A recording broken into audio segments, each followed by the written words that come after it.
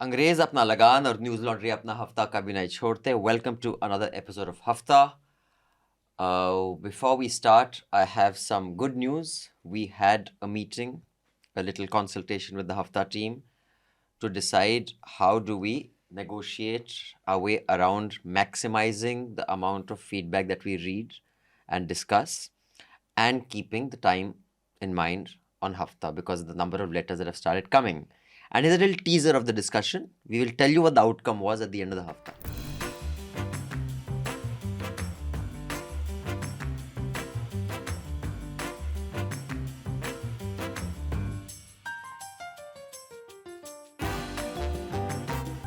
And now, our usual, subscribe and pay to keep news free. There's a QR code here for our investigation that is already underway, as I understand it, on police atrocities across the country. The News Minutes team and the News Laundries team, 5 reporters and at least 5 producers, if not more. Yes, sir? Research is on, but we yet to hit the ground. field. So, do contribute to that. We will be traveling to at least 5 states, if not more. And different parties rule those states or govern those states. So it is not just after one. And to investigate how police excesses do more damage than good. Of course, they will always do damage, but how the police is not exactly what one would want it to be. It's an exploration of the deep state. Exploration, deep state ka jo word hai na, it's become as ghisa pita as anything else. But so the impunity of India's police is a project you can contribute to. There's a QR code flashing on your screen right now. You can just click on the link in the show notes below and pay to keep news free. And our second campaign, which I'm again highlighting, which is a year-long campaign, but now suddenly you will realize it's important because in the last 2-3 months, it had fallen off a little bit, is the right to breathe.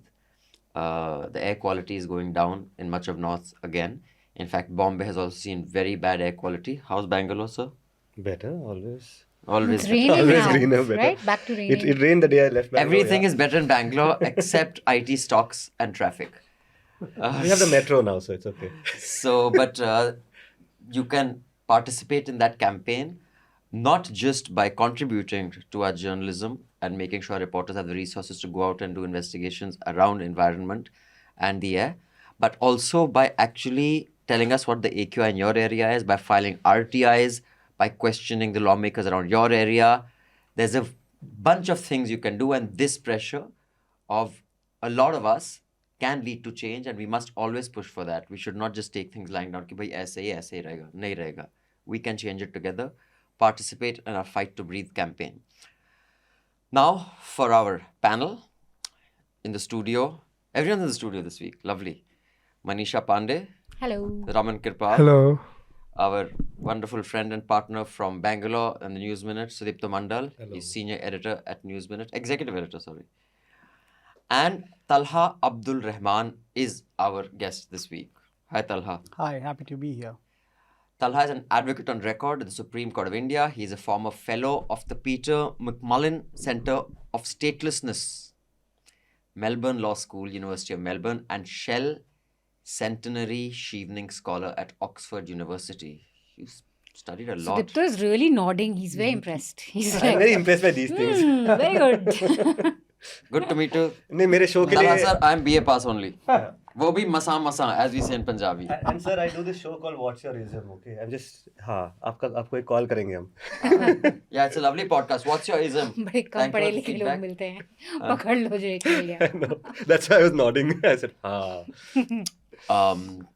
And as you can guess, we will be discussing the Waqf bill in some detail and also what is happening in your neck of the woods, Sudipto, of some protests that were dealt with rather harshly by the The Congress JNU of the government. South. The JNU of I the didn't South. say that. Now you'll get hate from the South. But before we get into all that, Manisha will give us the headlines on what is important and made the news the last week. Yes, the Waqf bill was passed in Parliament this week. After 2 days of fiery debates, both houses cleared the 2024 Waqf Amendment Bill, which is now called Umeed. It seeks to curb the authority of Waqf boards and allow for greater government control over them. In Lok Sabha, the bill was adopted after midnight following a 12-hour debate. Amit Shah said that we're not scaring the Muslims. I'm saying that no citizen of this country, irrespective of religion, will be harmed. Meanwhile, Rahul Gandhi called the bill an attack on the constitution by RSS, BJP, and their allies.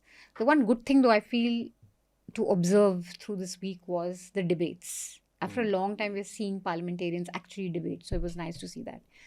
While the nation slept, and as the Lok Sabha ready to call it a day, the government initiated a discussion on president's rule in Manipur, 2 a.m. Yeah. on Thursday. This was a disgrace. I mean, it is. If there was any evidence needed, although there was not any more needed, of how this government just does not want to discuss things that are important and inconvenient. Yeah. In fact, Shashi Tharoor said also, can we take that tomorrow? Yeah. Arnav Mirla said no. Now. So this was after a 14-hour discussion on Waqf bill. And the time spent on Manipur, in contrast, was 41 minutes, including a 9-minute reply by Amit Shah, Union Home Minister. Buffer state, no? The US dollar slid broadly after Trump administration announced sweeping reciprocal tariffs against major trading partners. India's Commerce Ministry is assessing the impact of the 27% tariffs imposed by the US.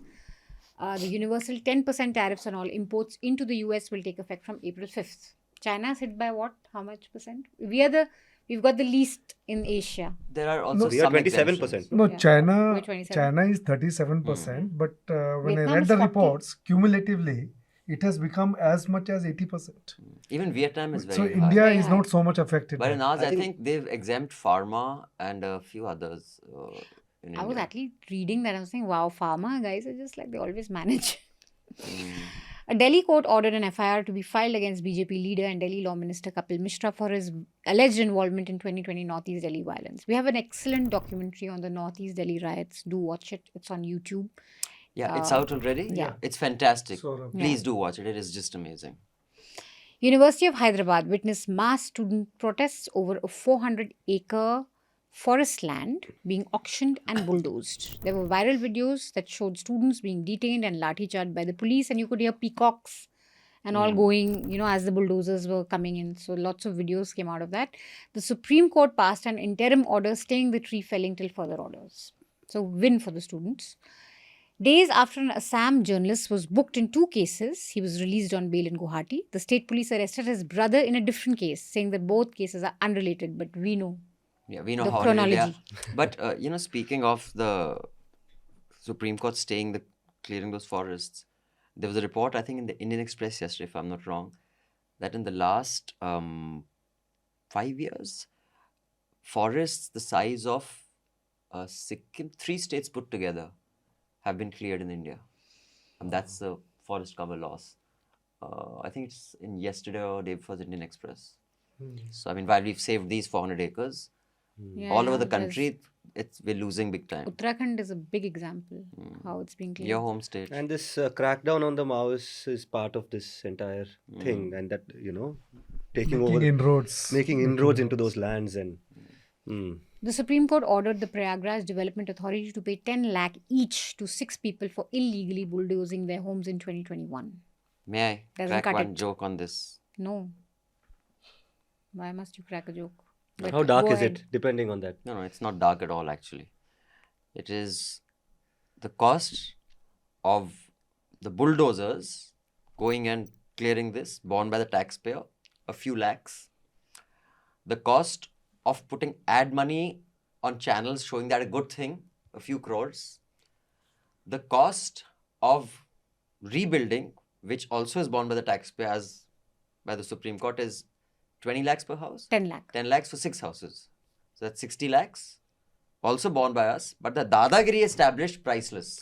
That is, I knew priceless was going to come. Like, I there's a had that a MasterCard. is feeling so, too. so this is how the wonderful economy of fear and Dadagiri works. We pay for it with our money to be afraid of those who are living off our money. All this cost has been borne by you and me. Yogi ji has not reached into his own pocket and said, here, I will pay for the money. So just to give you an example of how the state's money is used, and most importantly, when news channels, anchors are riding these bulldozers as if it's a good thing, that is also paid for by you. So congratulations if you are satisfied with your news coverage funded by Kumbh ads and Yogi ji and Modi ji ads. Those of you who aren't can flash this QR code and pay to keep news free. Thank you. The Tamil Nadu Assembly on Wednesday unanimously passed a resolution urging the centre to retrieve the Kachativu island from Sri Lanka.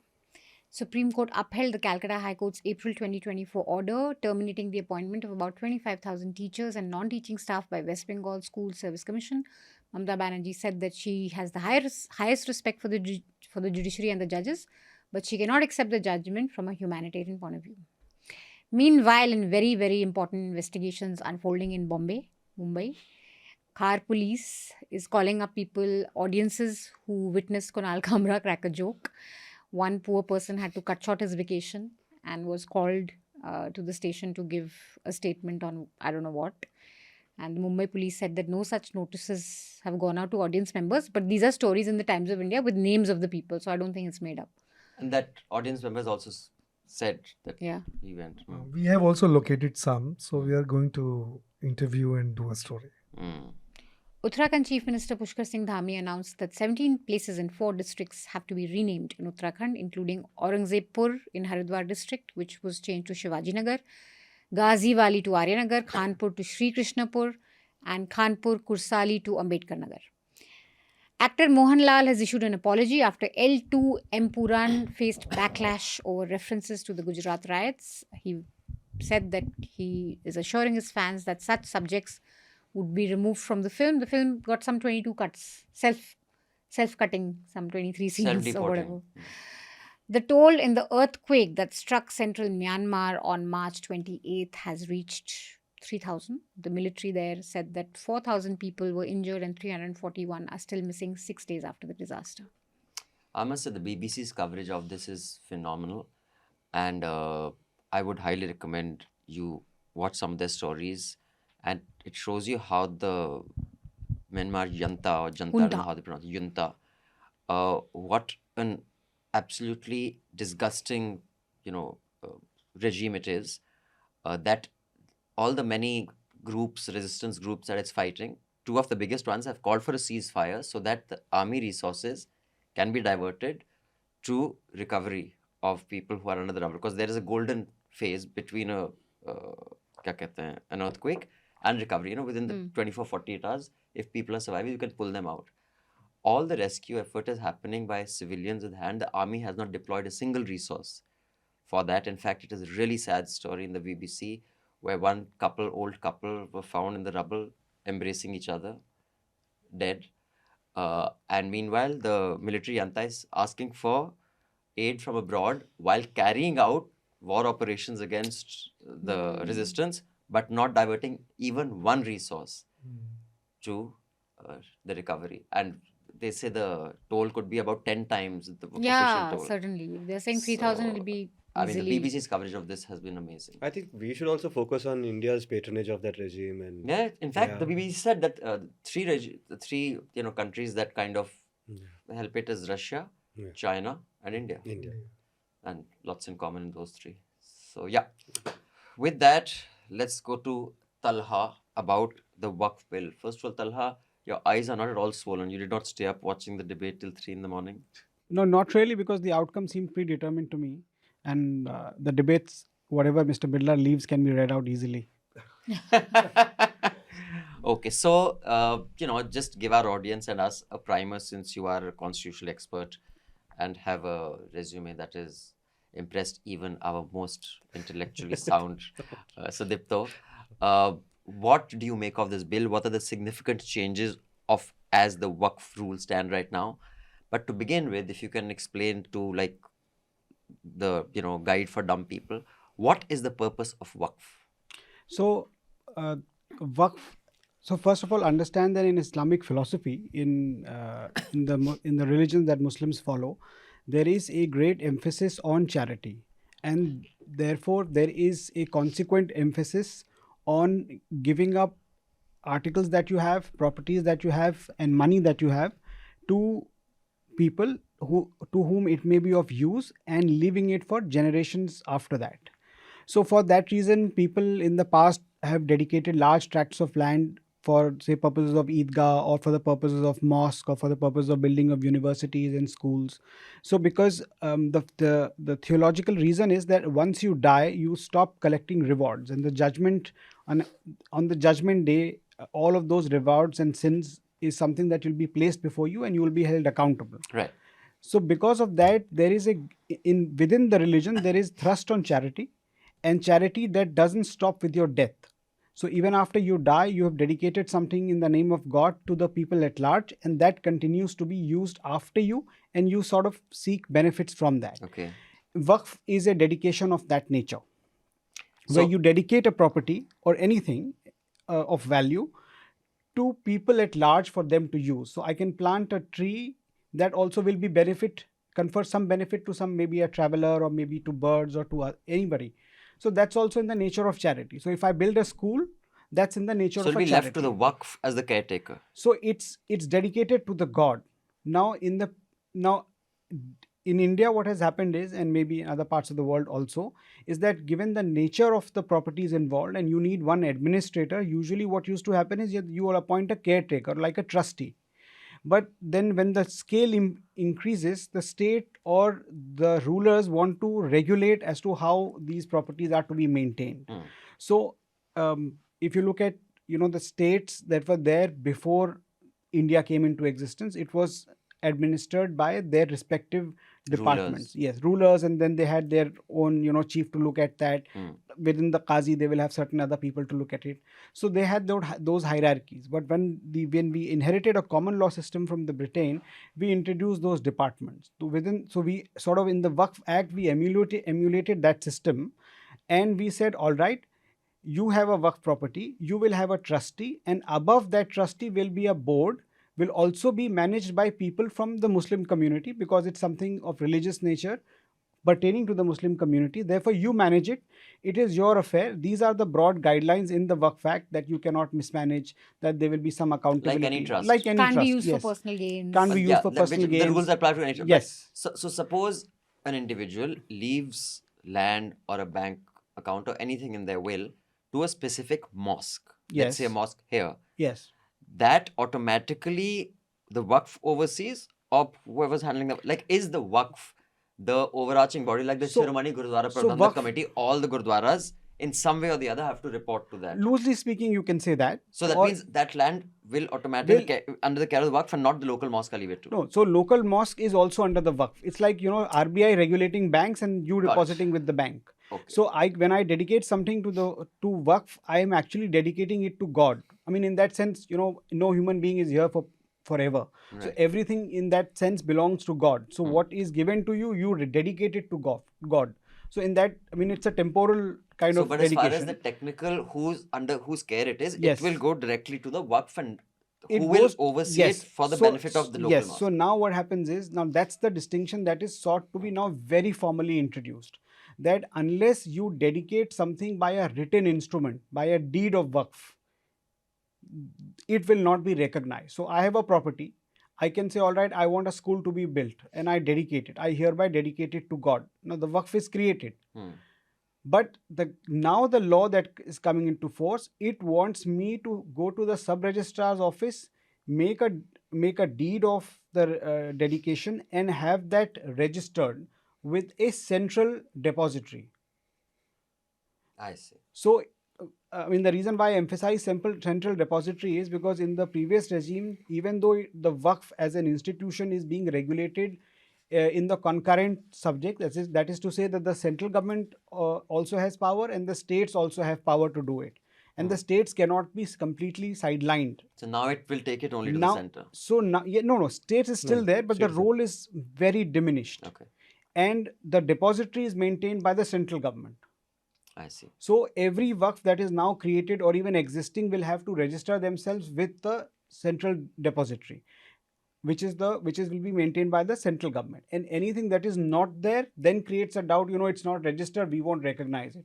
So would this not be in line with ease of doing business? Is also ease of doing charity now. No, No, I just want to ask you. except that charity is not business with God. So yes, but the idea is to regulate every aspect. You have you want to give 5 rupees in charity to somebody who's sitting outside a temple or a mosque. You obtain a 5 rupee receipt from him. It's going to that extent. But I just want one clarification from you. So when you say it has to be registered at a central depository, that is the central Waqf board? Or is it different from the central Waqf No, board? that is government. So the So government under is wanting whom to would this would create. come under minority affairs or what? It will come under the central government. So Yeah. that's the data collection body that they are now wanting to create, Hmm. which will have all the data of all the properties geotagged with boundaries, with the in a way like property Aadhaar card. Hmm. That everything is there.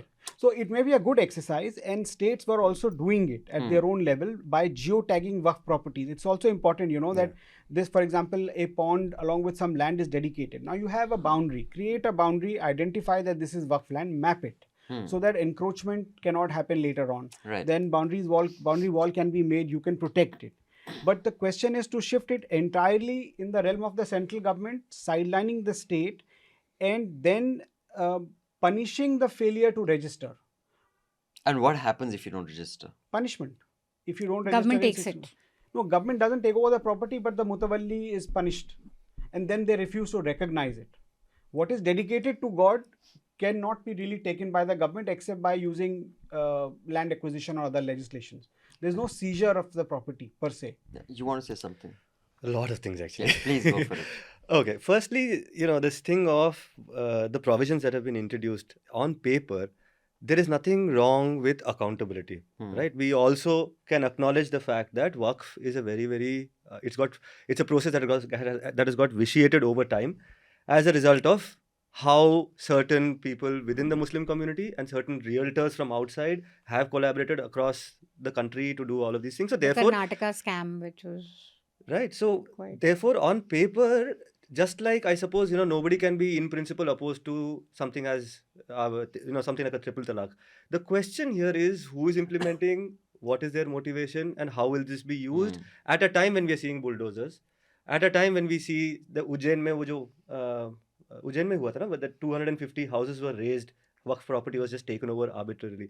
I was speaking to my colleague Shabir Ahmed in Tamil Nadu. He's talking about how there are these contestations over several Muslim sites from the Sangh, and that's one of the things that they're using to build their mobilization, build their movement in Tamil Nadu. Now, these are things which will get now weaponized with this law, and therefore I say that it's not the law, because the question arises as to, hey, when we are in favor of temples being taken over by the government, what's wrong with the government having some say in lands belonging to Muslims? That's the logic that is used. That's the logic, and to that logic again there is a response. And I say this, and I think I can be, I can say this safely, from an anti-caste or a Dalit perspective, which is that a temple and a mosque are not the same thing.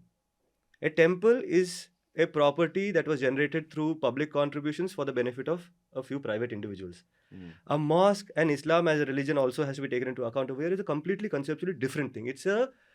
These Waqf properties are private contributions towards public utilization, and that's a completely different thing for me from the perspective of social justice, from the perspective of why they need to be protected, which is that these are public spaces created by a persecuted minority.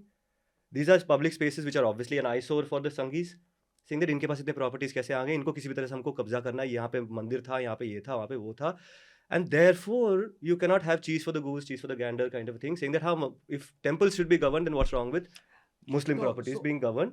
The only thing over here is that I suppose we need to take into account the political realities. On paper, everything is fine. Why not? Why should we not have governance? Why should we not have the collector who is the person who is in charge of land, revenue, stamps, everything? Why should he not be in charge of this thing? Because we have this specter of Hindu nationalism, because these lands are insecure. It is in fact one question, right? Why does India have the largest Waqf holdings in the world? It I think is a great indication, and there are papers to this effect, and I hope you'll speak about it. It speaks about the insecurity of Muslims with the rise of Hindu nationalism, saying we need to protect our properties.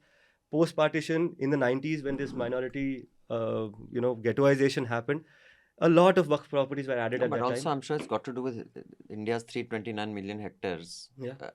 And the only significantly large country with a significant Muslim population. All the other ones are like Indonesia, Malaysia, Saudi Arabia. They were the whole country is the size of 2 states. So, I mean, if that has a lot to do with it as well. The thing is, why are there so many Waqf properties in India? It is because of this growth in Hindu nationalism, growth in this kind of confrontation. It's post-partition reality again, where they said that our lands जो खाली हुई हैं, we are vacating now, will be taken over by these mobs. Right. So now against that backdrop, a law like this becomes, I suppose. So there are 2 things.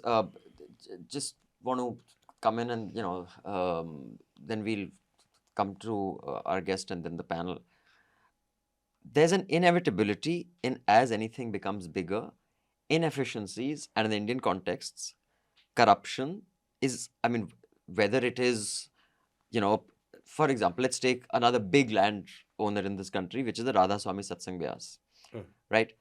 The Radha Swami Satsang Vyas was somehow one relative was involved in a very large business, the pharma company of course somehow the two brothers went to jail and the Radha Swami was untouched because it is powerful in that sense. The SGPC is not known for its wonderful handling of gurudwaras all across the country. So the larger the scale in a country, in the Indian context, there is a level of inefficiency and corruption which is uniform across everything in India. Keeping that in mind, to say that this happens only in the Waqf, which is a bit of a selective. It's like saying that in India, everything is corrupt except one department. No. Police, bureaucracy, media, same. It's from the same pool of people. So that, I think, cherry picking and straw man argument is often used, and I've seen that used on panels. It's like saying government is corrupt, so let's remove government. It can't happen like that. No? So in that context, what has changed from the previous rule and this rule other than just the registering? Is there any other change? So what they're trying to also do is change the constitution of the Waqf, Central Waqf Council, which is like an advisory body, change the constitution of the Waqf board, take away certain powers from the board, and change the constitution of the Waqf tribunal. Now, how these things function, let me just give you an indication. So the properties that are registered with the Waqf board or are Waqf will be regulated by the board. The board will determine who will be the caretaker called the mutawalli. The board will also take all the steps possible to protect those properties. Where it has to be leased out, it will create certain rules, certain directions on how these properties are to be leased out. So these are the broad functions of the board. Now, one of the functions that the board also used to perform, and till today, since the past law still applies, is that it determines certain property on a prima facie basis as a Waqf property. So if somebody has a claim, they say, no, we will determine it. They look at the revenue records, look at the basis, look at the various things, and they say, yes, we come to a conclusion that this is a Waqf property. Now, if somebody still disputes it, or for example, there's a dispute between government and a private person and a Waqf body, and government and Waqf body as to what is a Waqf property, whether this particular piece of land is a Waqf property or not, that question can only be decided by a tribunal. And in that sense, the idea was to create specialized tribunals with a judge in it, with a bureaucrat in it. When I say bureaucrat, I mean they specify who can be the person, and he has to be a person sitting in the government. And third was a Muslim law expert. Now, this is how the tribunal used to function, and whatever the tribunal decides would be final.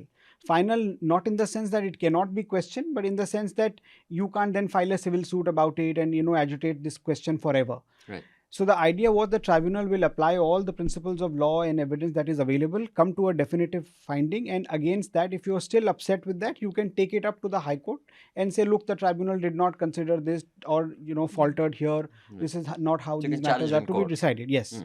Like any tribunal. Any other tribunal. That's how Yes. tribunals Now, work. what changes here is that for some reason, and which I suspect is a reason for not trusting fellow citizens, they have tried to upset the balance of the right of Muslims to manage what is their community's property, and they introduced by statute non-Muslims in it. I mean, one can understand that you don't specify, and it so happens that out of 10 people, 7 are non-Muslims. But by statute, you say that no, this particular position shall only be occupied by a non-Muslim. And this is I would suggest that this seems to be a reflection of lack of trust on anybody that you're appointing on that important position, irrespective of their religion. Once you're appointed to a position, you have to be bound by law, procedure, evidence, precedents, and the law of the land.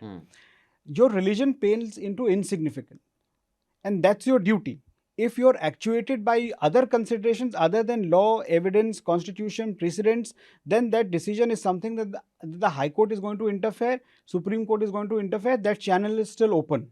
As of But- now, the central Waqf is the board is picked how? So as of now, no, the board has a mechanism, but the emphasis is that the community's own people will manage it. Yeah, like for example, the Shiromani Gurdwara Prabandhak Committee. Yes. As per the Gurdwara they will Act have or something, anyone above 18 can vote as part of Yes. that and So decide.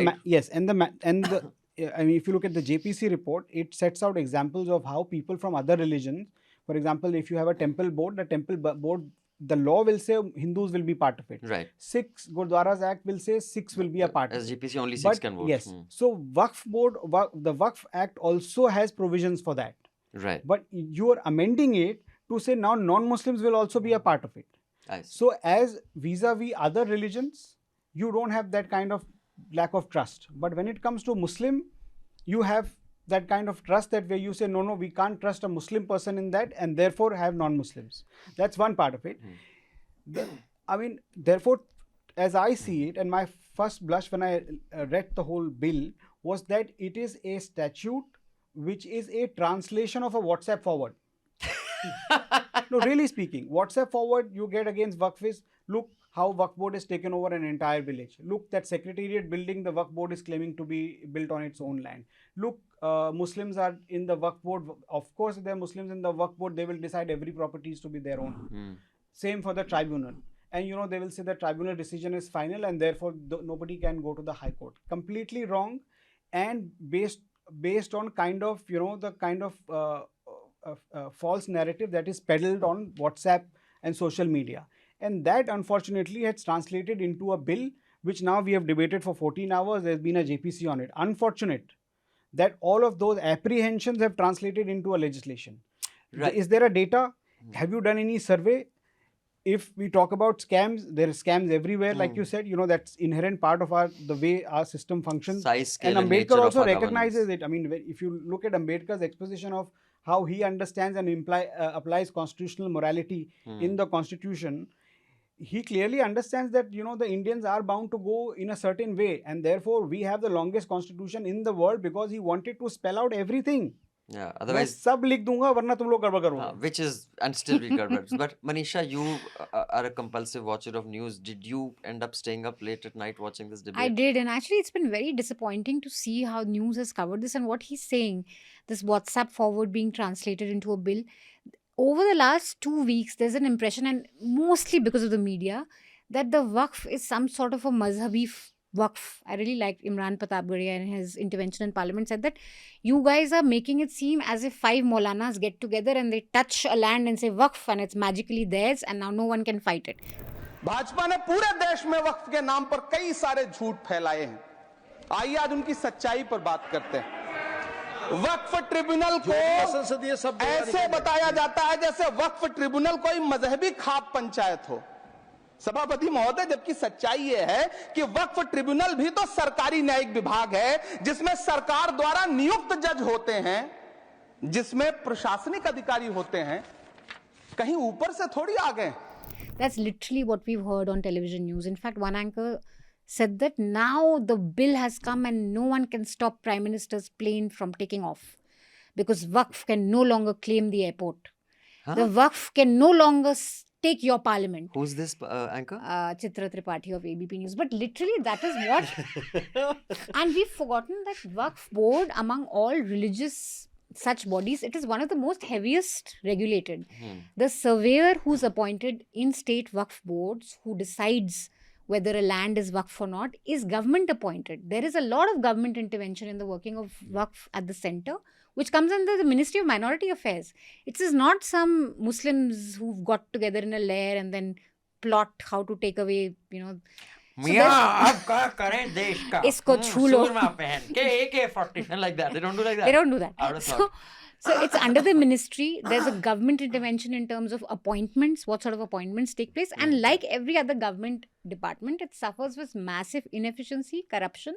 And that's been recorded. It's been talked about. And you can bring in change. But I think Sudipto's point of if your pre-electoral speech is वो आपकी संपत्ति छीन लेंगे, मंगलसूत्र छीन लेंगे, it's very hard to आपकी believe. नलके की टूटी निकाल के ले जाएंगे. Then you come with this thing that we are helping you. Through the year you're saying Hindu खतरे में है, but बिल सारे मुस्लिमों को बचाने के लिए आते हैं. So it's very difficult for people to trust, and I feel certain things in the law, I do feel like, okay, saying that you have to have 2 women on the board is good. But then I also read that earlier there was a minimum of 2. Can you please explain as somebody, what is this minimum, maximum? I couldn't understand. So earlier law said minimum of 2 women, now it says maximum of 2 women. Like, how does it change? See, the idea, I mean, broadly it's semantics. There is minimum, maximum specified in the section. The idea is that, you see, there has to be women participation. Of course, there has to be. You want to increase it to, say, 1/3, half, please do it by all means. But don't say that women are oppressed because there is no representation in the board. Because you have some say over who's getting in the board. In Delhi, for example, you have not appointed a board from August 2023. There is no board in Delhi. The Waqf tribunal is not functional for 2 years. If a Waqf property is sought to be encroached upon by any third person, there is no avenue to go. If the DDA comes forward and says, I'm going to demolish it, this tomb or this mosque, because it was built in 13th century in the Mehrauli forest area, and it is a ridge area, and today it is an encroachment in Delhi, they will happily demolish it because there is no avenue to go except to rush to the High Court, and the High Court says there is a tribunal, why don't you go there? What is the Waqf board doing? Who are you to come here? The Waqf board, you don't appoint anybody, much less a woman. Don't appoint anyone. Tribunals are rendered dysfunctional. And then you say there's complete mismanagement. Look here, because they are not able to come forward and save the property. Therefore, we have to step in and save it. But you are the one who's supposed to appoint members to the tribunal. It's like RTI, na? So, you haven't. So on paper, I think women's representation is good. I think also registration of properties from now on is not a bad idea. I think going back, asking everyone to register and giving them 6 months of time, which was earlier suggested, I think that's not fair. I mean, 6 months, no one's going to be able to get all the paperwork to register the property. But going forward, registering it is a good idea, I feel, because there's some sort of... No, But registration before we is come a back- great idea. It's a great idea. You should also geotag it. But I agree with her that going back may not be a great idea. But you see, what is happening is you are controlling everything which is in the database. Anything that's not in the database, we will not recognize it. That's the problem. So if Taj Mahal is not in the database, we will not recognize it. This architecture of something that is in our database is the only thing that we'll recognize. It's similar to the architecture of NRC CA, that no one is under any threat except because they're not in our database. But before I come back to Sudipto, Raman, sir, you had your mic up. You wanted to make some observations on this issue as well. No, in fact, as we are talking about the WhatsApp talks, so I'll just draw your attention to 3 statements. I mean, Amit Shah made a very big statement, but 3 points of, that he specially talked about, and it completely looks like WhatsApp talk. One he said, 22 leases were given by Waqf. He gave one example in Delhi, but those lands have disappeared. Where have they gone now? Okay. Another thing he said, 123 properties Congress had given, before BJP came into power. So those 123 properties, further it was elaborated, they were basically mosque and qabristans. Okay. 14 में चुनाव आने वाला था, 13 में रातों रात तुष्टीकरण करने के लिए वक्फ कानून को एक्सट्रीम बना दिया गया। और मान्यवर, इसके कारण क्या हुआ? इसके कारण दिल्ली लुटियन की 123 वीवीआईपी संपत्ति कांग्रेस सरकार ने जब चुनाव मुहाने पर थे, 25 दिन दूर था, वक्फ को देने का काम कर दिया।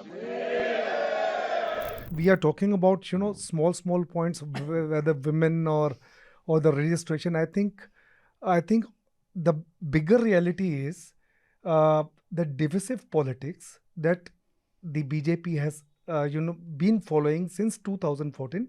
This is another part of that divisive politics. And second, that they just want to teach Muslims that how they should live in this country. I think this is the larger point that I take. Having said that, 35, 36 years of, my time in reporting things, when I was a cub reporter, I have reported several cases of Waqf corruption. Especially in Delhi. So my philosophical take is that whether it is community or a caste or even media or politics, you have one elite class ruling in all those castes. Maybe I'm in the four castes, so you have the elite class all over. And Correct. So same in these, Waqf. same in Waqf. So this elite class, they just maneuver. Now the BJP has brought in, the communal aspect. Now let us see that how these elites at the top, who are, handling these things, how they are going to maneuver and they will adjust, or maybe the BJP will, teach Muslims how to live in this country. So before we give Talha the last word, Sudipto, you want to come in with some? Well, I just want to, kind of for people watching, to look at this as an opportunity to look at how Muslims have been marginalized since the 1850s. And the Waqf thing, I think, to me, speaks to that. So there's a period between 1840 and 1940s when you're looking at this British taxation regime, which contributes a great deal to the fall of Muslim properties. And this year, it contributes more to the fall of Muslim properties than Hindu properties because of something which is called the inheritance law difference between the Muslims and the Hindus. In the case of the Hindus, the Hindu law promotes the consolidation of land, promotes that the concept of joint families, and the land should not be further distributed among different family members. Whereas in the case of Islamic law, the entire concept is anti-capitalist in that sense, which means after death the property has to be divided among, and it's written in law कि इसको जाना. And women's inheritance, in fact, हम लोग यहाँ पे ये लोग बहुत feminist बन रहे हैं ये लोग. The fact is that Islamic inheritance law is one of the earliest laws which recognize the right of women to inherit laws. So now what happens is, with the British taxation on these landholders, they try to start the other thing that the British do is to basically impose this Islamic law to take over the lands of Muslims, in response to which they start transferring large tracts of land to the Waqf between the 1840s and the 1940s. Then comes the period of the partition. That's the historical context of how this became such an important the aspect. fragmentation of Muslim land.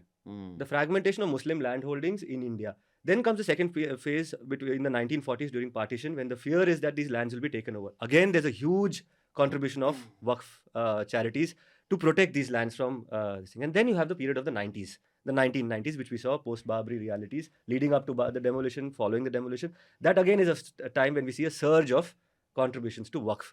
And I feel that this is an area which needs greater focus now, because this is matters coming to a head. This is a final nail, in a sense, of these insecurities coming to reality, in a sense.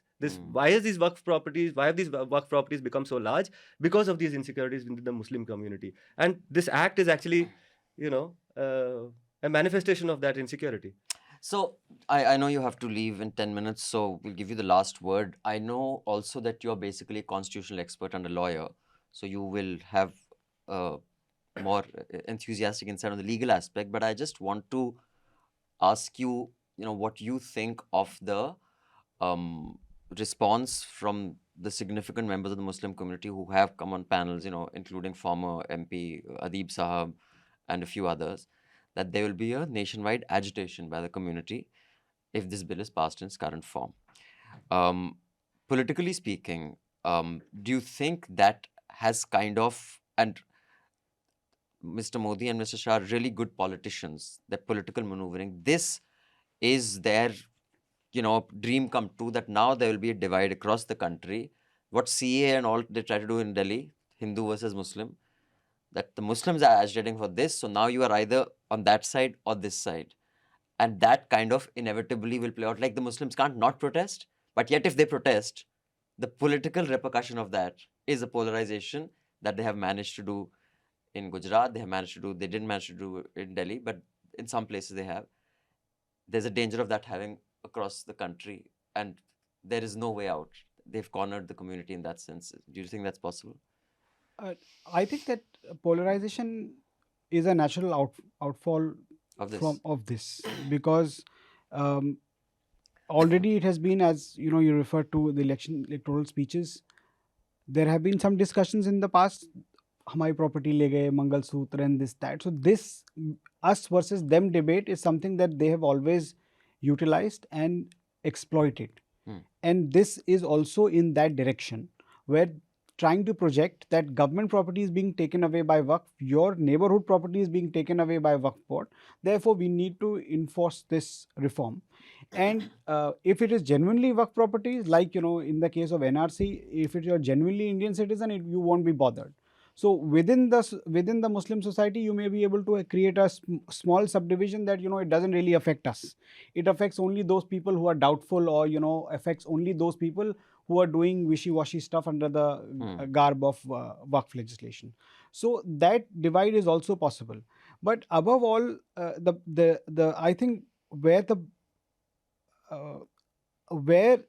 people will really see the difference is how the courts are going to look at it. Because if NRC CA, I mean, the time CA was also challenged, some 300 petitions were filed in court. But at that point of time, the court did not pass any stay order. Right. Because the court did not pass any stay order, the agitation continued. Here, if the court considers that there are good grounds, and, you know, the past, something that has been followed in India for the past 100 years, suddenly you want to challenge it, or it is not aligned with how other religions are being treated, or your in Muslims' own right to manage their secular aspects of the religion is being dealt with. And if the court does grant a stay order, then the debate is put to halt till the court decides it. Right. And right now, as things are playing out, with the orders being passed, say in respect of demolition of properties, with the fines being imposed on people who are carrying out those demolitions, there has been evolution on how the courts are also responding to this. The courts are also able to see through what is happening. So Some courts, yes, some courts. But you see, what happens is one court passes an order, it strengthens some other courts. Sure. So that effect is definitely there. So how the courts are going to treat this is going to be an important mark of how politically whether people will be able to take mileage out of it or not. That is, I think, an important point. Right. But thank you so much for joining us. I know you have a busy day. My producer has texted me. I had one quick question if you have yes. time. We have time. I don't know whether Talha Sure. does. I just had one quick question of you, which is more on the side of politics and, you know, what the Muslim society broadly feels about this. You can't say so for everyone, but the BJP is counting on the fact that there's enough resentment among the Muslims, you know, over Waqf as a body which sits on large amount of resources but has not done enough to make sure those resources percolate down to everyone. So, you know, when this impacts people in, you know, it's the assumption is that this is just going to impact people who are elite, who've been sitting on this, who've taken things for granted. What do you think about that sentiment? Does that exist? Do people have a deep resentment against Waqf in that sense? Or there is resentment, but they also recognize that, okay, no, we don't want it altered significantly by a party that we fundamentally don't trust. Well, Triple Talaq, I do feel there was goodwill among... So, Triple Talaq was, I mean, when it happened, it was Triple Talaq as an exercise of a route of divorce was more in the nature of exception than rule. And that exception has already been outlawed by the High Courts, which judgment was binding all across the country. Because you wanted to make an issue out of it, Supreme Court also said, all right, it comes up before us, because every alternate day, if somebody mentions the same thing, that this is happening, the court gets the view that this is, you know, happening every day. Like the same issue with polygamy. I have not met a single Muslim man who has 2 wives. But I think that's a different thing. Like, No, you I'm may just not saying. meet, but I think it's important to strike it down so that I have recourse to law. It was already, when the Triple Talaq judgment came from the 5 judges of the Supreme Court, it had already been outlawed. If you read Justice Joseph's judgment in Triple Talaq judgment, his judgment says already the law is already decided by the High Court, and therefore we are only upholding it. Now, you wanted to use that platform to build up a convoluted constitutional reasoning. Well, be my guest. But the point is that something that has already been killed by a judgment decided 10 years ago, why do you need to have 5 judges sitting over it? ठीक है, आपने करा, बड़ा अच्छा करा, you sent out a message, yes. It must be sent out. Yeah, but I feel like messaging is important in these cases. Messaging is important, but the constitutional court is not there to send out messages. You feel like there's enough resentment No, among Waqf people? I don't feel... No, when the message comes from the this BJP government, Yeah. it always have a political connotation. Yeah, That's what. Yeah.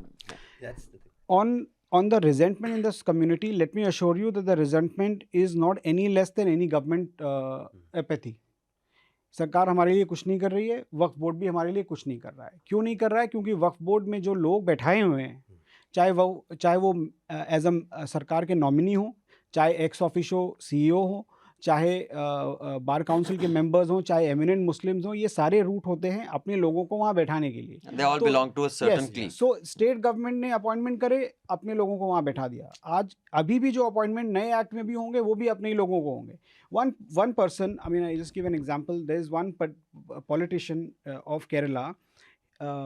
So the Hajj Committee Act, that also has a provision of having a committee. Now that committee will also have the central level, have certain nominees.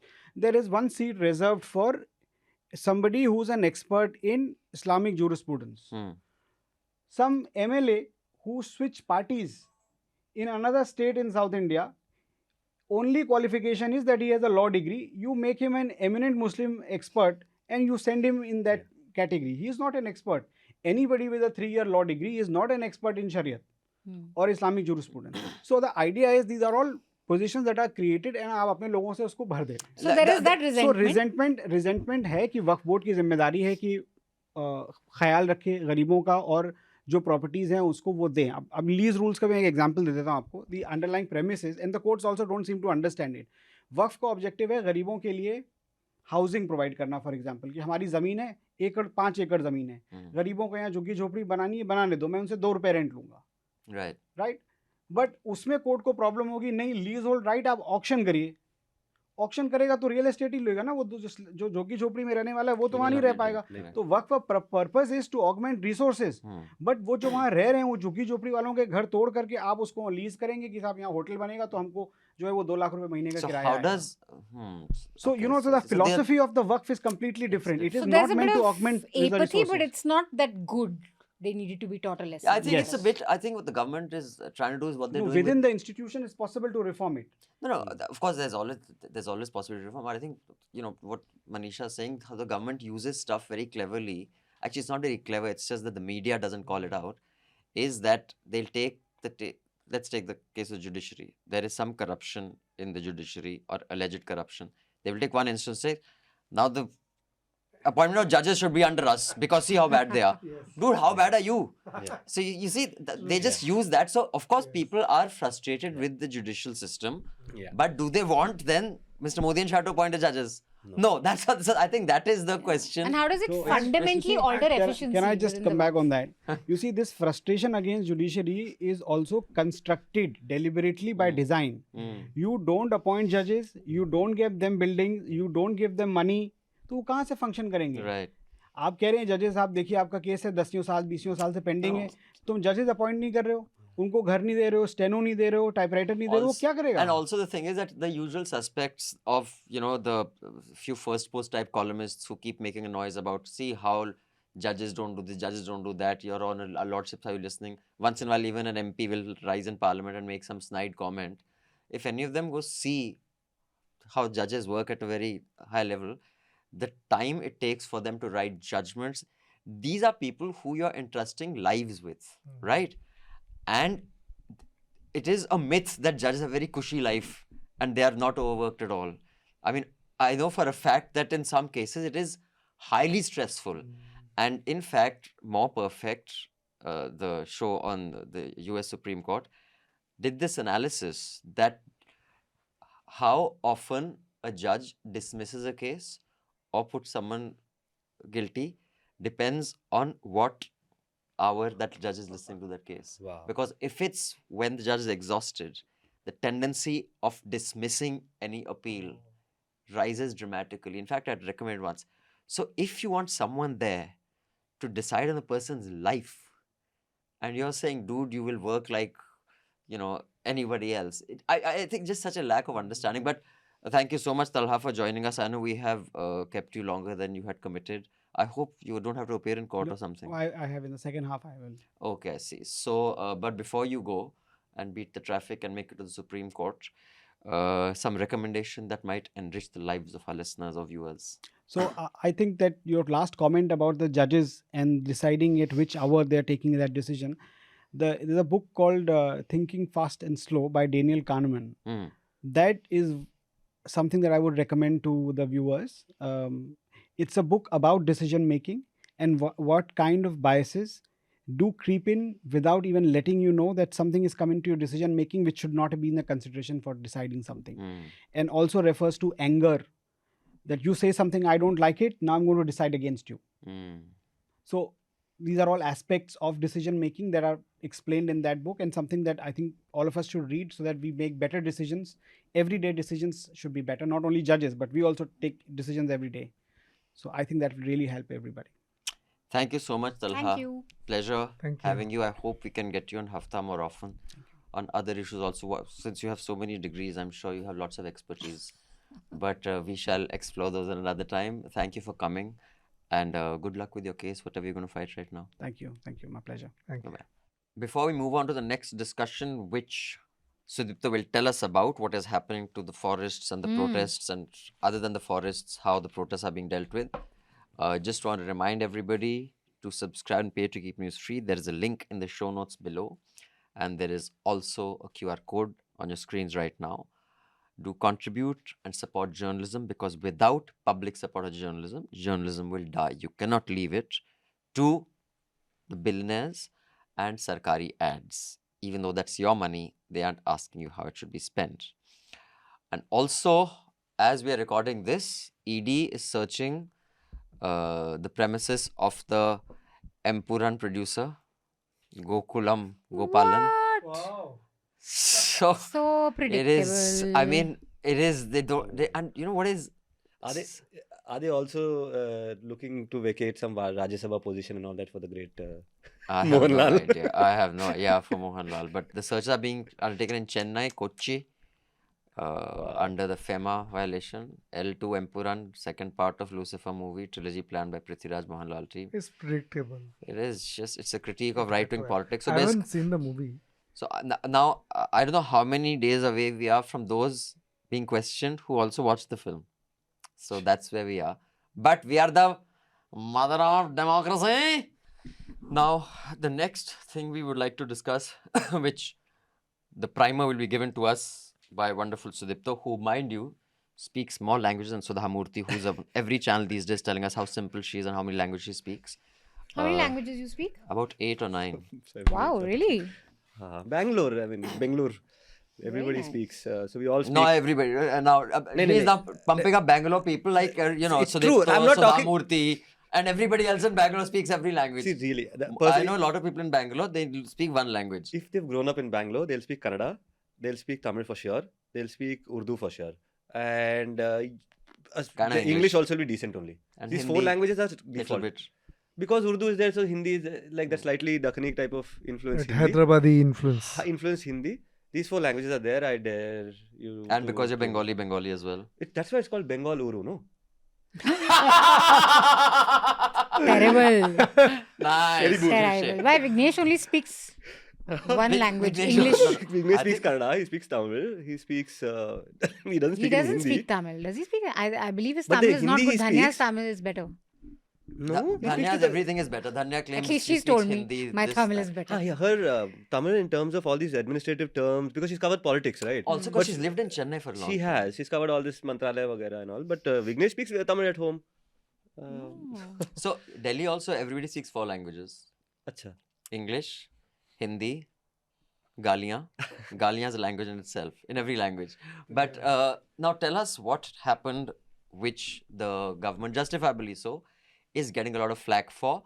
I don't know the details of the case. I'm sure Manisha, Raman and Sudipto will tell me more. But I just think it is a bit performative on how suddenly all the channels are so concerned about the environment in Hyderabad because it's a Congress government, whereas it just never shows up, which is why I find it, although I know technically if we want to balance it, everybody should be called out.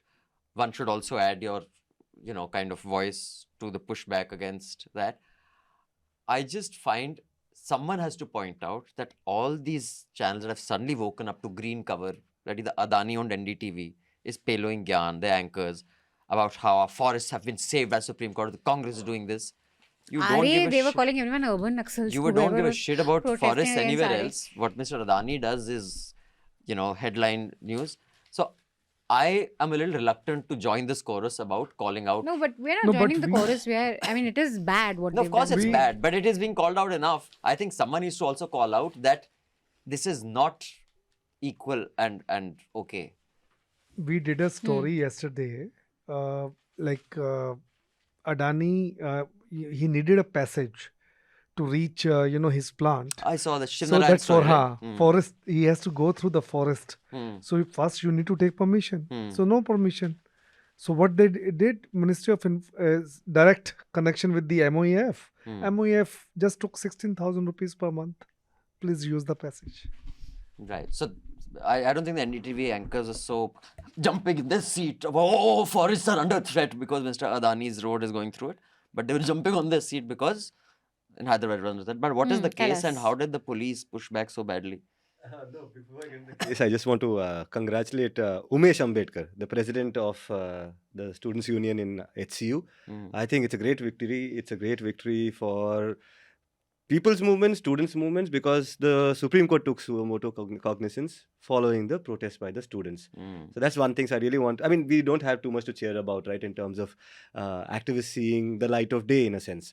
So to that extent, the observations of the Supreme Court are really welcome, and those observations were made as a result of those really powerful agitations that we saw. All of you must have seen those visuals of students.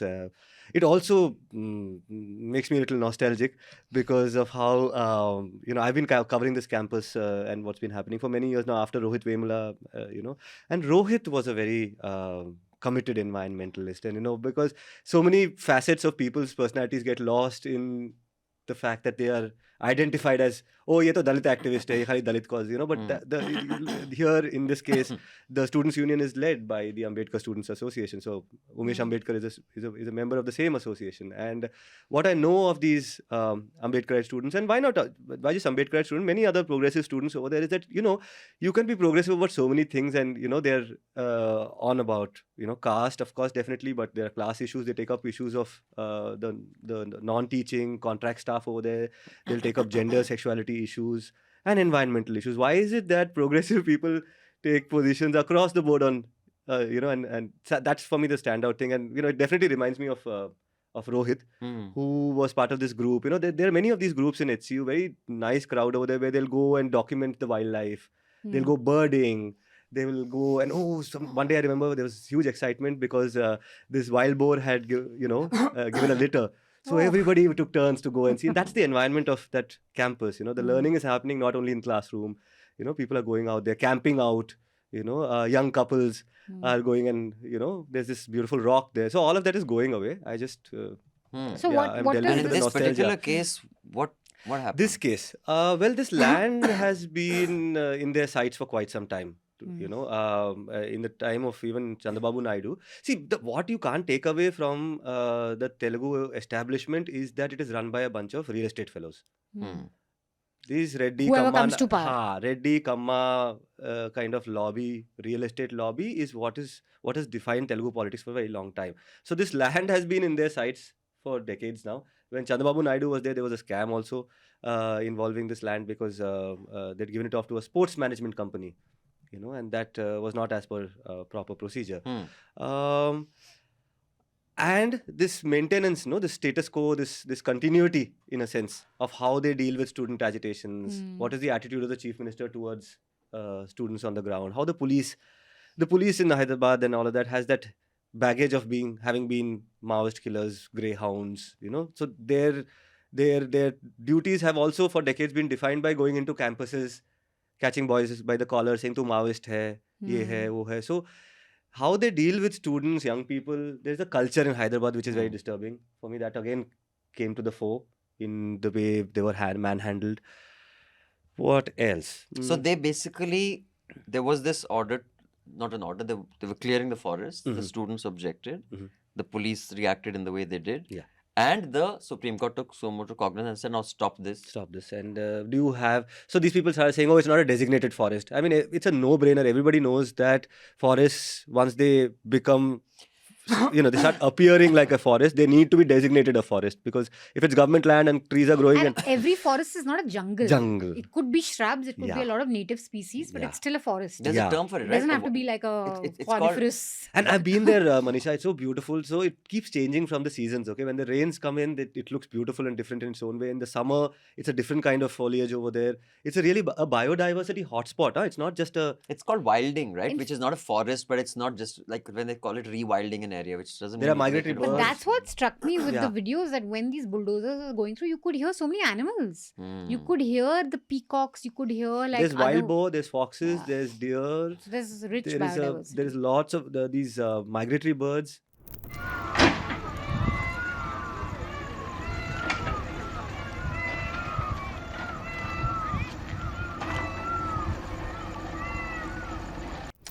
And this is what it is, no? Like when we go, we'll say, oh, why doesn't our city, why don't we have something like a Central Park? Why don't we have something? We have it, but we just want to clear it off for another, I don't know, apartment building or whatever. What do they want to clear it off for? For an IT park, For a night. of course. An IT park over there means IT itna hoga, uske surrounding mein real estate itna hoga. Multi-story apartment complexes in which politicians will have. And this reminds me, even I've studied at Delhi University and JNU. So both the places, Delhi University, North Campus, you have got a beautiful ridge, Yeah. spread over. So I think we should revisit and check what is happening over there. And it was a very pleasant surprise that students at Hyderabad, I mean, I've not heard so far that students, at mass level protesting against such felling of trees. And JNU, it was such a beautiful campus in my times, 87, 88. Delhi, though, has done a good job largely of maintaining its forest It cover. Thanks to has. Pradeep It Kishan and all these has. people. So, Jahapana forests, we Haan. have like a bunch of areas which have been reforested. No, and But that's I think nice. we should Forest- still revisit and see. Forests and educational institutions, right? Like now you're thinking, कि भाई building हो गया, projector room हो गया. No, the fact that these are places where discourse happens. Yeah, I've heard like people sitting like this big SFI leader कोई आ गया, कोई some ASA leader आ गया, बैठ के रात भर उसी जंगल में बात वगैरह हो रही है. No, also, they serve multiple purposes. Multiple One is purposes. what you said, of course, to create an environment where it allows you to think and reflect. These are important aspects of the growing, years. Also, the universities are the last repositories of green cover in cities. Whether you see IIT Chennai, Yeah. it is amazing to in the Yeah. middle of Chennai to IIT have such a Mumbai. wonderful IIT Mumbai, TIS Mumbai, Gorgeous. JNU Delhi, DU Delhi. Although the ridge is not part of DU, but the only It's reason pretty it kind close of, by, there are Yes. many. Bangalore University.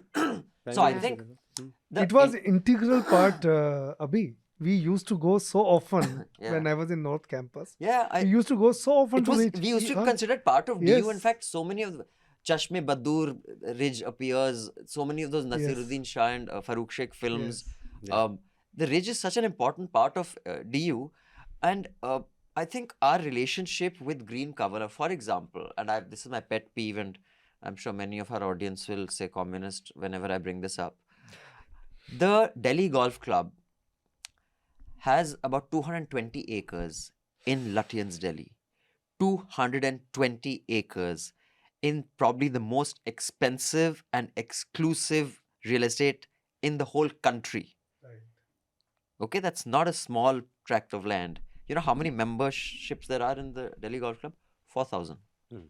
4,000 people have rights for 220 acres, and the water that is drained for those greens. I mean, Yeah. my disdain for golf is a little less than it is for cricket, but there are enough golf courses. Move it fucking out of town. Any self-respecting democracy would have said the Delhi Golf Club, we will take helicopters and just throw seeds for trees to grow. And that 220 acres is the Central Park, what Central Park is to New York, Delhi Golf Club. But in all these years, you just don't see any outrage about 4,000 people in this country have rights to the most exclusive real estate which is country. public land. And I think it is a disgrace. And this is But something. if you really want to do something against it, just introduce 4,000 Muslim members over there, and you will see another They Waqf. take it over. But I think this point that you're making is so important. We underestimate this importance for public spaces for people. Yeah. Just Sundar Nursery, which has, the Ah, Aga Khan Foundation has done a beautiful. fabulous job of. It's expensive. I think 40 rupees is expensive for most people. There's But- an entry. There's an entry. Yeah. Now, Because earlier there was. there's Last always time been when an there was- entry. Oh, There's always really? been, yeah. Okay.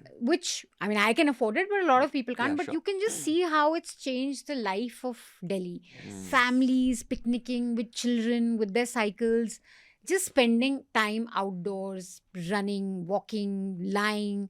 This is just a luxury in India. And it shouldn't be so in our cities. We should have spaces in public where we can just be. Yours is one of the few cities in which this can also happen. Huh? In Hmm. Bangalore, you can't just go and lounge around in a park. I love the thing about That Delhi and Kabul Calcutta. Park where those cops came yeah, and Why? they Why stopped a can't book you club. lounge around? Are there They're are all mad. these uncles who have taken over these parks. Now, of course, there's now a law saying that you have to keep them open for a few hours every day and all of that. Earlier, they would just have a few hours in the morning when uncles would come walking, few hours in the evening when again they would come walking. Rest of the day, it's closed. So for me, one of the things I love about Kolkata and Delhi is how you have people just like, dopair mein, they probably worked hard, they've woken up early in the morning, and in that afternoon, they're taking the siesta. It's impossible in a park in Yeah. Bangalore. Right. And But Bangalore has a lot of Ha ha ha ha. they have a lot of real estate which is for, army owned real estate in the That middle of the too, city. that. Those are also restricted. So. Yeah, but that's because it's 4G land. It's become more restricted over the years. So I have grown up playing in those grounds, which have now become national security ke naam pe, been fenced in. Right. These public spaces are vanishing, and we have nowhere to really breathe. Right. Hmm.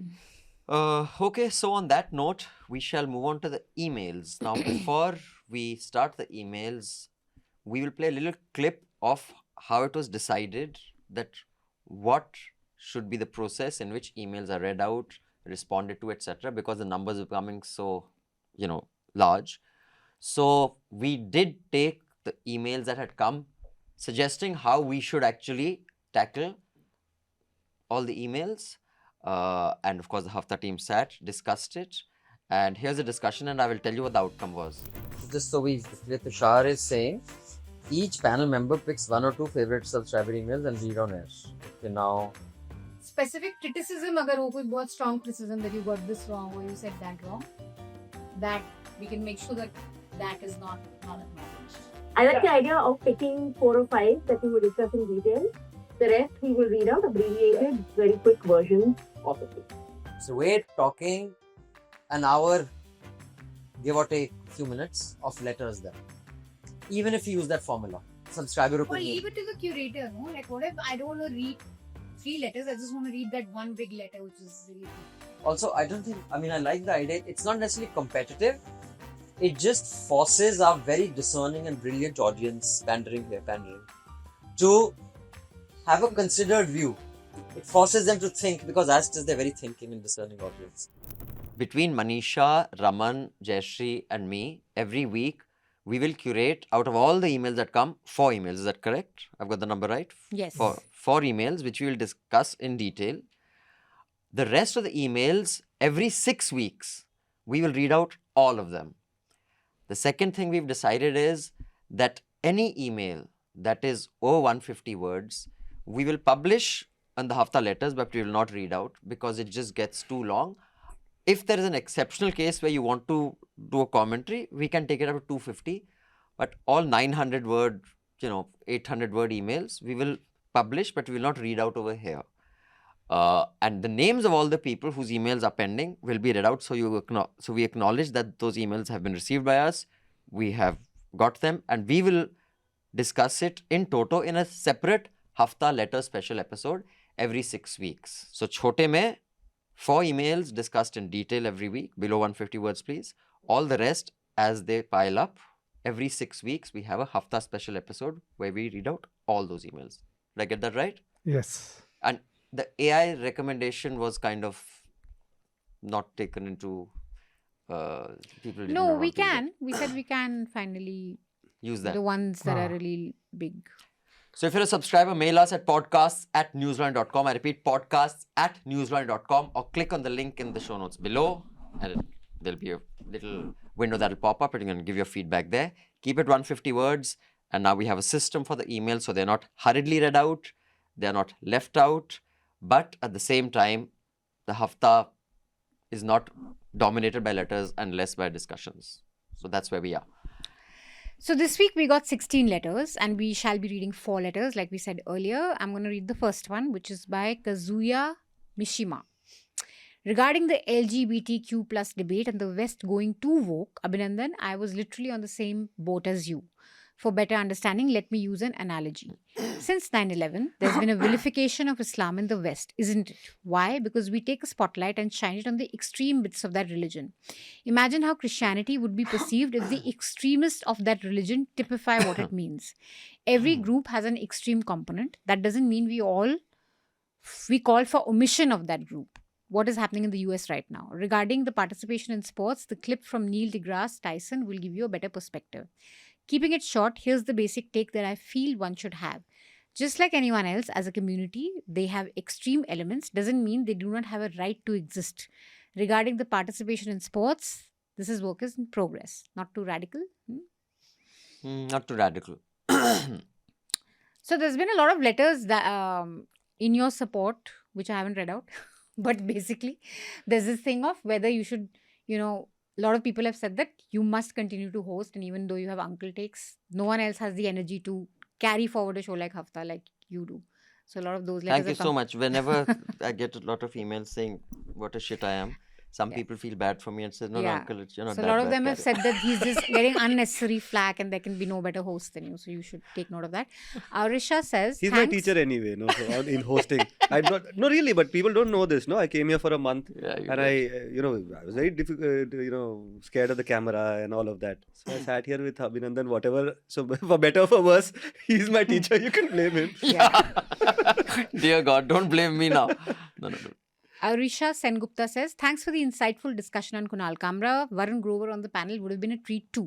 I love everything Kamra does and now also appreciate finally having an alternative to Thare Rahiyo in Antakshari. Thane Ke Riksha is my new Tha song. Kunal, if you're listening, I'm sick of My Ni Mai too.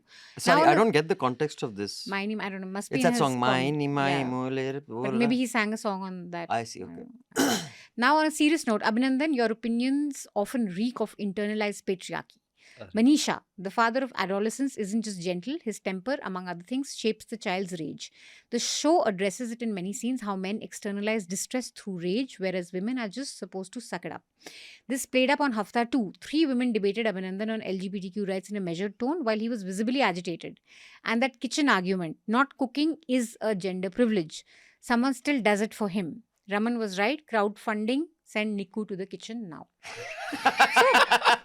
On adolescence, I don't think, because the wife then says that this is not you. It's when he's losing it on everyone. She says you aren't like this.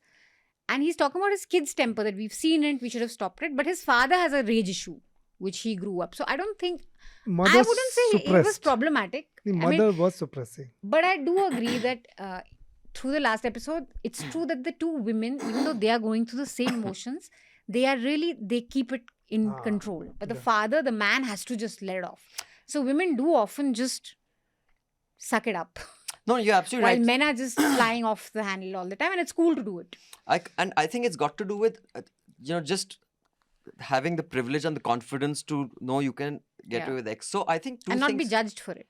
So, Aurisha, 2 things. One, you're right that his temper, other things, shapes a child's rage. The show addresses that women are just supposed to suck it up, whereas a man can display his rage. You're right on that. So, 2 things can be correct and they need not be the same. At the same time, Abhinandan was visibly agitated. Was I unusually agitated as I am on other things? I mean, was I on that? I'm, completely calm on other things. And on that issue, I became, dude, my energy is the same on every Hafta, no matter what you're talking about, whether it's on corruption, whether it is on bloody green cover, whether it is on markets. You're generally agitated. So, I mean, you can call it agitated. I'm an aggressive person. Now, the same thing. When Madhu used to be on Hafta, Madhu didn't hold back. What I'm saying is that everything is not everything. And good luck with taking me to the kitchen. I'd rather starve and fast to death than cook. And I have no if it comes to hesitation starvation, saying you will cook. I will. There's no one cooking for you. but, You but I wanted to, because Sudipto, I wasn't there in all those discussions. Sudipto, you have read some of the You like cooking? feedback. What I do love you cooking. think? Is it? I love cooking. I like the chopping part a lot because it has to be proportional. My dad is very obsessed about this, and I know why I don't speak enough about him. So I think my nutrition, my food choices, everything has been shaped so much by my father, who was the principal kitchen person in the house, and and non-veg is his thing, pork and chicken and mutton and all of that. So I've grown up watching him teach me or demonstrate, show not tell, that it has to be cut in a proportionally. All the pieces have to be equal, and I really like it cannot be like haphazard and all So that. it's soothing. Yeah, it's very soothing, and he says it cooks better or something. Whatever the logic is, it has to be chopped very well. And my father is an expert. If he's making fruit salad, he will chop the grape in 4 parts. Dude, that must He will be. pit That's the a skill. yeah. This was that meme. That Yeah. You've seen that? But okay, one question: is cleaning also gendered Yeah. task? Yeah, women are expected to clean Okay, around the house more so than men. when I say that I'm happy to clean a kitchen, but I'm not going to cook, how does now gender play? Because I had said that I love cleaning. I find cathartic. In But fact, do you clean in the kitchen? I But don't do know. you? Yeah, of course, dude. My mom is sick of it. When I get in, I'm just pissed off that why is this lying here? Why is the tomato cutting like? There again, you're I doing will- your aggressive I male will. behavior. Yeah, I'm aggressive in nature. I don't, and I will clean. So if cleaning is also gendered and cooking is also gendered, and I like one you and have not to the other. quietly clean to make sure it's not gendered. If you're pissed off and you're like, oh, why is this not? Then it's a man thing. But if you're quietly sucking it up and cleaning and shutting up about it, then we'll say you're equalizing your non-cooking behavior. And if you're picking, long as if there's you're picking negotiation broom involved, no? every day, Uh, if you're picking broom every day, then we may say that you like. I would say as long as it's not taken for granted. If it's a negotiated settlement, you do this, I do this, and each individual unit has its See- own autonomous. See, Nature. dusting and cleaning. Dusting is also part of the cleaning, but overall cleaning is a different concept, which is quite gender. As a male, you Wow. must be liking the dusting no, part no, of it. I Or I just don't like. I don't know if you say I have OCD. I just don't like seeing a messy place, and I'm happy to clean it myself. Whether it's a bathroom, whether it's a kitchen, whether it's a room. I personally think two things can be true at the same time. There is a gender issue, but everything is not everything, and that I find and on the first letter also I completely agree, and I've changed my position on a bunch of stuff. I remember a wonderful subscriber when he wrote and scolded me on my reluctance on that Kevin Spacey issue. That dude, the guy who said that I was traumatized, etc. I said it's not the same when a woman is, because how the society is structured. He said, you saying that as a man feel empowered enough that no one can touch you, but that's not the truth for, let's say, a 19 or 20-year-old who may not be that confident. And I understood that it's and on death penalty I've changed my position. But there are extreme voices in every group and subgroup. I just find on the LGBTQ issue, the moderate voices are afraid to speak up. The extreme voices aren't the mainstream who are the spokesperson of that group. And I think on that, at least in, whatever I have encountered, the discussions I've encountered, people who were considered classically liberal, and I've been consuming media for a long time. I've been obsessed with media since I was a teenager. People who have been considered classically liberal for years, decades, on the LGBTQ issue, if they even voice a doubt or a dissent, the attack on them, they are bigoted, they are transphobic, they are this. I just find that has completely pushed back. And on this issue, when we were putting panels together, I have called up people who I know belong to that community, have views. They said, I'm not going to speak because my views will piss off the extreme. They have become the spokespersons. That's all I'm thinking. I just want to, in this context, speak about how different movements get appropriated by the elite. And in the case of the LGBT movement, I do feel that in India, upper caste LGBT people, in the West, white people who are from the community have in a way taken the discourse beyond the reach of people who live that reality on a daily basis. And let's also take into consideration over here that the sexual mores in these subordinated communities, whether we talk about blacks over there or we talk about lower castes over here, are not so straitjacketed. These are communities which are known to express their sexuality more freely. They embody the spirit of sexuality being along a spectrum.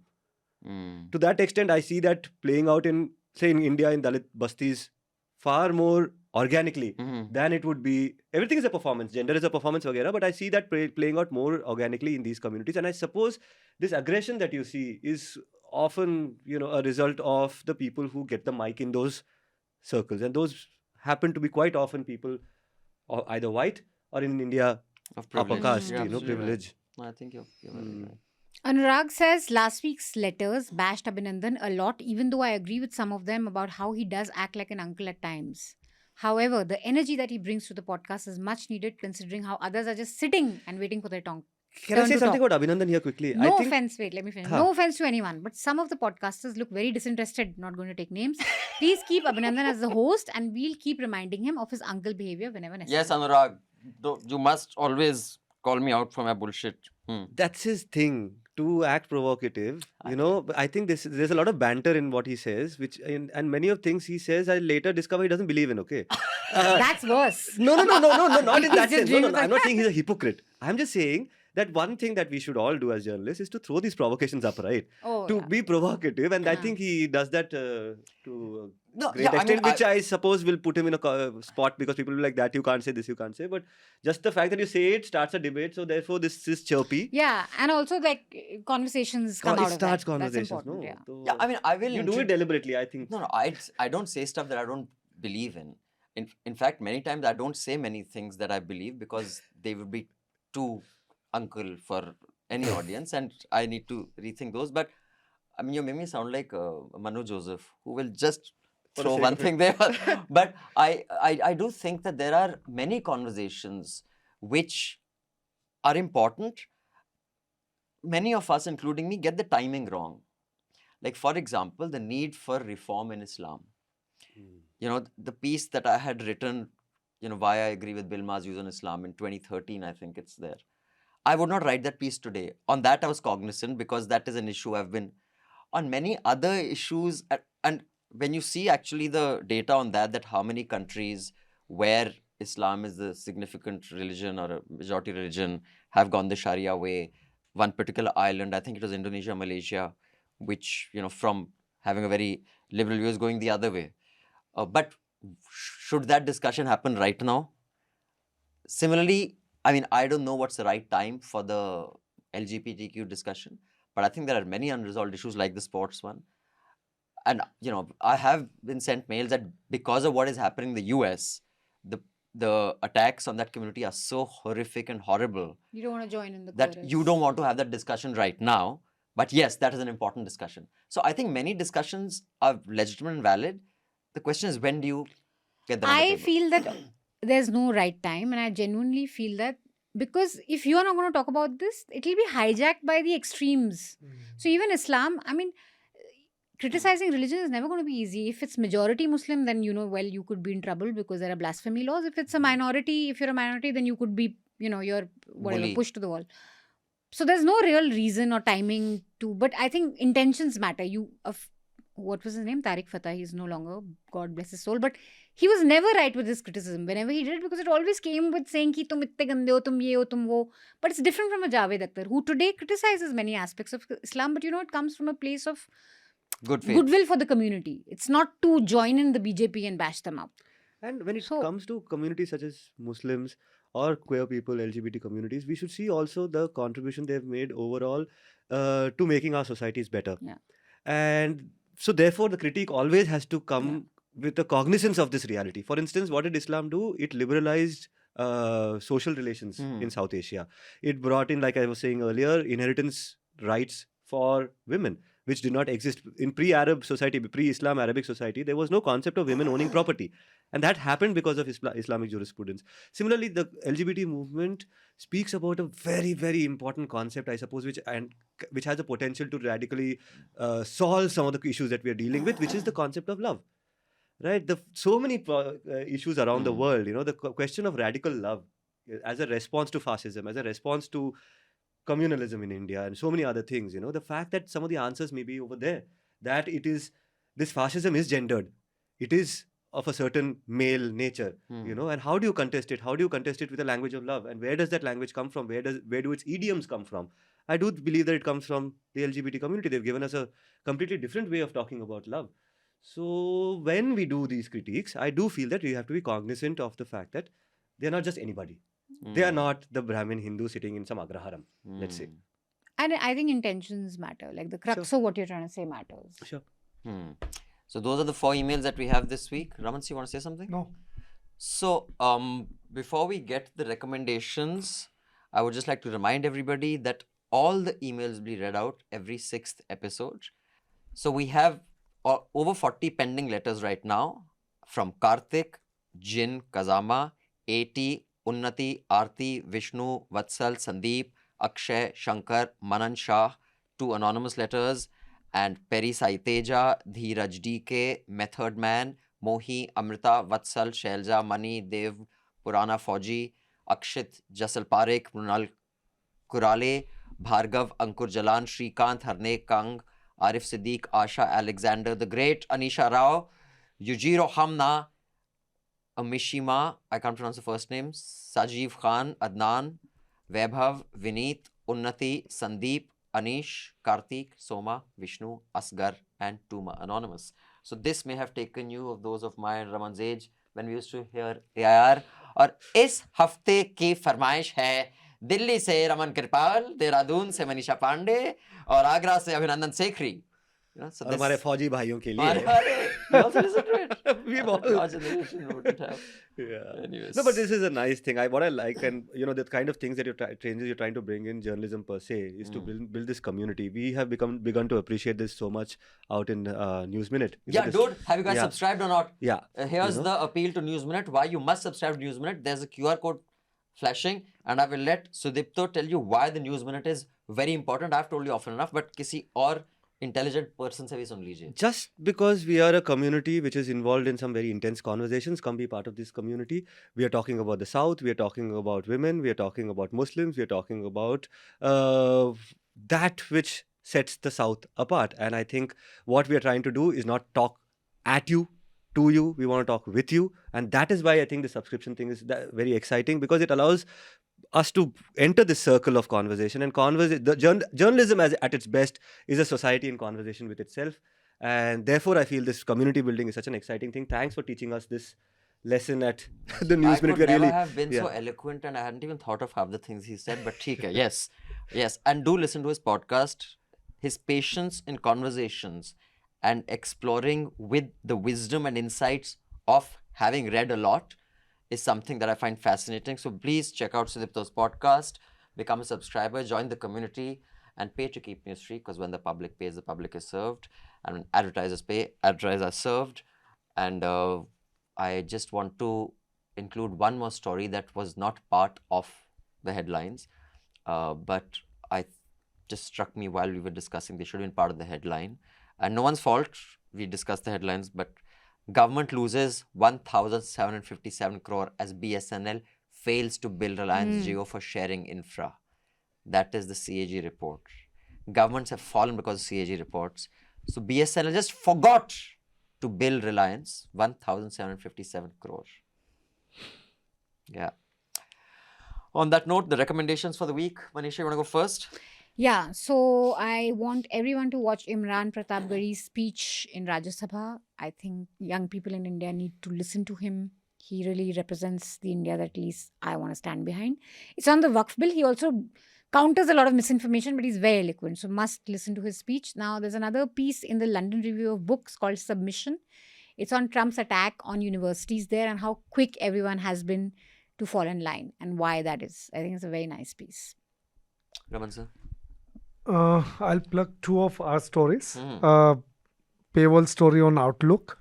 The magazine, my editor, Vinod Mehta, we have studied together in Pioneer. And he started Outlook and what Outlook was when it was started. Similarly, Pioneer, where I worked with Vinod Mehta, Pioneer was also, launched in Delhi by Vinod Mehta. It was fabulous. and what outlook is today. So, I mean, you judge it. So there's a beautiful story that we have done, and this is the paywall story.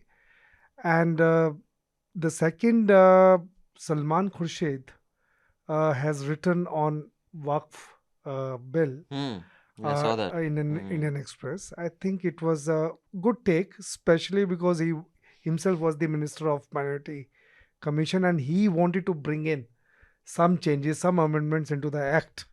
So he has just put a spotlight on what he wanted to do, but he could not do because of the pressure of the community. So now the community is facing this. So I think it's a good pace.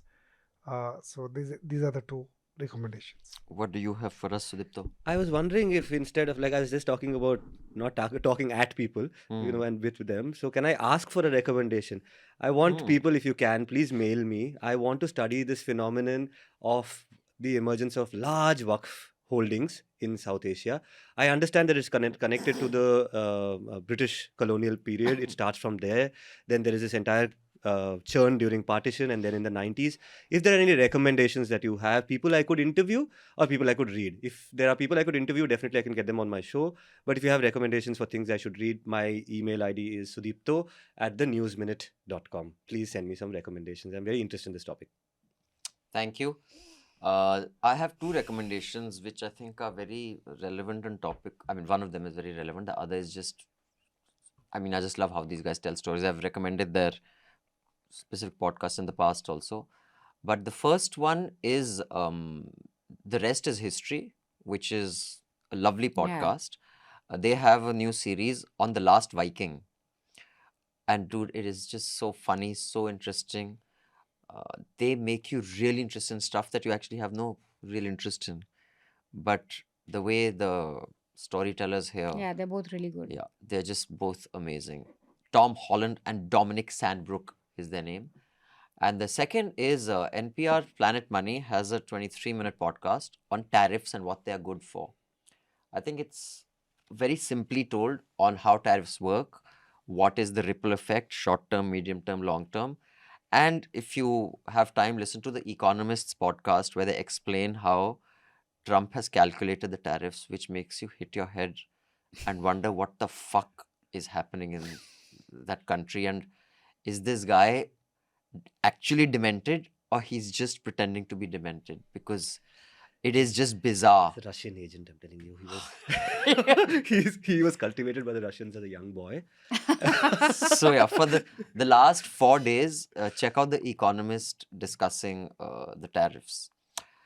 On that note, I would like to thank all of you who have written to us. I do hope you find the formula that we have, come up with to read all the letters, to learn from your feedback, engage with it, yet not have 3-hour-long haftas, and be able to not rush through letters. I hope you find a formula acceptable. We can evolve as we go along. If you have any other ideas, mail me abhinandan@gmail.com. Those of you who did with the ideas you gave, thank you. Two of you backed the AI idea, and we will kind of use it when the letter becomes too long. We'll just say compress I'm not an AI hater. Jayashree is more resistant. Jayashree So is I'm happy resistant, to yeah. use it. So yeah. So tell us if you found this okay. I'd like to thank our wonderful producer Priyali, our wonderful sound recordist Anil. I'd like to thank Manisha Pande, Raman Kirpal, Thank you. and Sudipto, Thank you. who's stay in Delhi, I hope is productive and enjoyable. And thank all of you. We will leave you with this song, and tell me why I chose this song. Mail us and let us know. Bye-bye.